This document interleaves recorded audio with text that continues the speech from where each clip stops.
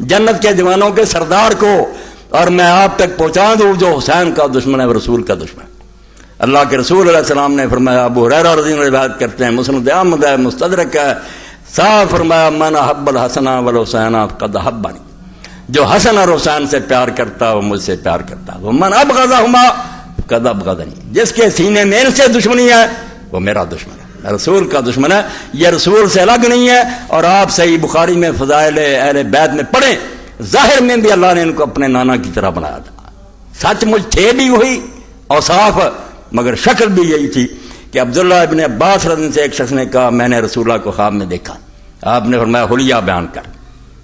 اس نے کہا بے حسن ابن علی جو ہے نا بالکل ان کے مشابہ تھے، آپ نے فرمایا تو نے واقعی رسول اللہ کو دیکھا، صحیح بات ہے کہ حسن سر سے پاؤں تک رسول اللہ کے مشابہ تھے۔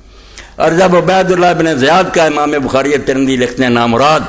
اس کا دربار تھا اور وہ حضرت حسین رضی اللہ عنہ کی ناک پر چھڑی مار رہا تھا اور کہتا کیا حسن ہے اس میں، لوگ کہتے ہیں بڑا حسین ہے، تو حضرت انس نے کہا اللہ کی قسم حسین اللہ کے رسول کے سر سے پاؤں تک مشابہ تھا۔ یہ تانا دے رہا ہے اگر یہ حسین نہیں جو رسول اللہ سے مشابہ رہا ہے تو اور کون حسین ہو۔